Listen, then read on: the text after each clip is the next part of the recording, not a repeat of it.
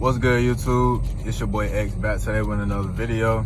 In today's video, I'm gonna be talking about how to start a rental company. Rental company can include many different things. You can get hardware tools. You can get hardware tools and rent them out. You can get cars and rent them out. You can get airplanes and rent them out. It all depends on what you set yourself up for. So if you get a CPN and you don't have any plans of getting a car, and then all of a sudden, once you get your CPN, you think you want a car and your credit score ain't good enough to have a car, then you beat.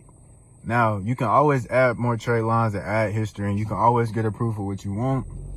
But if you're trying to do it the best way, you got to know what you want to do before you even start doing this shit.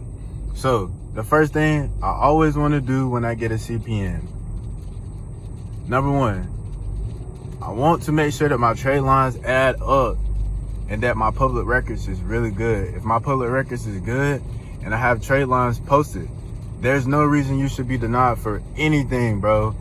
If you have history for 4 years or more, and you have more than 3 to 5 trade lines on your credit report, you will be good. You will pretty much get approved for pretty much anything, bro.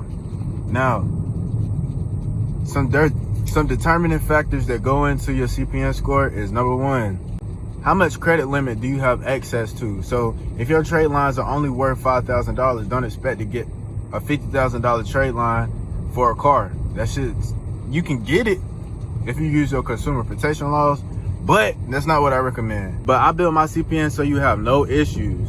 So you go straight into the car dealership and they don't ask you no questions. All they do is pull your credit and you get approved. It's very simple. So now you know what you want to do with your CPN and you got enough trade lines on it. Now you need to go and apply. You need to go out to these banks and get approved. The best way to get approved is through credit unions. Navy Federal is a good way to get approved for a CPN. You can also use other different credit union banks. You must understand that a consumer profile, you must understand that just because you have a CPN, it doesn't necessarily mean that the bank's gonna let you in.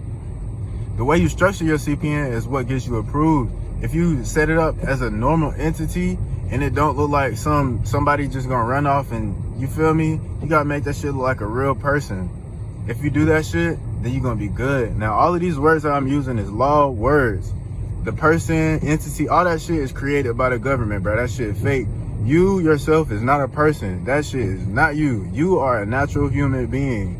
You are not a person. A person is a business.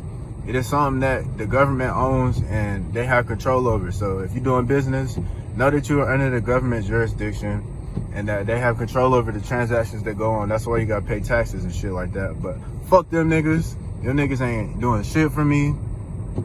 So that's why we use the system to our advantage instead of being caught in it. Understand the system and do what you got to do to make your money and make yourself get what you want in this life. All right, man. It's been your boy X and we out.